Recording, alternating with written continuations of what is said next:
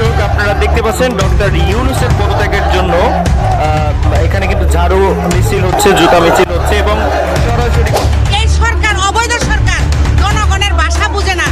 আমি জুতা মারিয়ে স্বাধীন দেশে, আমি জুতা মারিয়ে এই উপদেষ্টা যত যোগ্যতা নাই। সার্জিসের বাসায় 200 কোটি টাকা পাওয়া গিয়েছে, হাসনাতের বাসায় 100 কোটি টাকা পাওয়া গিয়েছে। অবিশ্বাসের রাজনীতি শুরু করা হয়েছে। প্রধান উপদেষ্টা সহ সব উপদেষ্টাদের পদত্যাগের দাবিতে ঝাড়ু ও জুতা আন্দোলন করলো বিক্ষুব্ধ সাধারণ জনতা। জয় বাংলা, জয় বঙ্গ, জয় বাংলা, জয় বঙ্গ।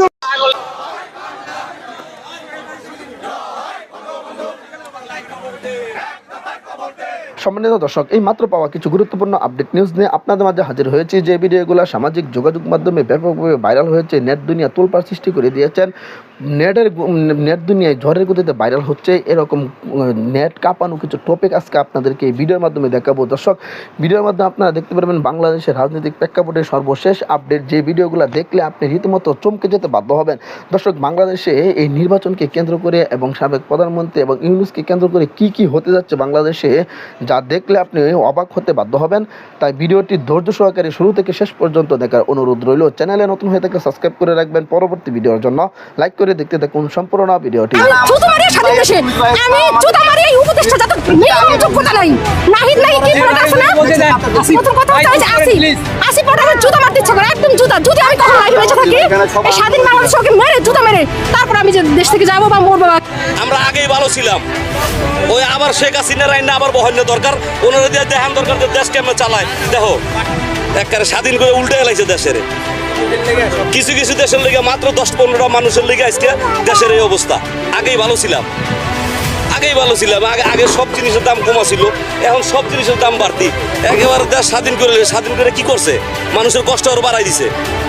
দ্রব্যমূল্যের জিনিসের দামের কমাই দেন, উনি কি নির্বাচন দিব? উনি নির্বাচন কি দিব? ওনারা পঞ্চায়েত সমিতি চালাইতে, উনি সমিতি চালাইতে পারবো? উনি কি বাজার চালাইতে পারবো? 50 বার টাকাটা গুনছি যে মিলাইতে পারুন কিনা তরকারি, 50 বার গুনছি আর কিনছি। তো এইভাবে কি বাজার করা যায়? 2 ঘন্টার উপর করতেছি, এত দাম। যে জায়গা যায় 120 টাকা, 100 টাকা, 150 টাকা সব কেজি। কেমনে কিনুন? কয় টাকা কাম করবো, কয় টাকা খাইবো মানুষ?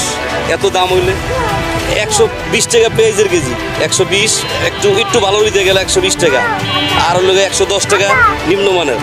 কেমনে নিব মানুষ? কর চাউল কিনতে গেছি, আগে নিছি আপনার মনে করেন 1600 টাকা বস্তা নিছি, এখন নিলাম 1800 টাকা, 1900 টাকা বস্তা, 2200 টাকা বস্তা।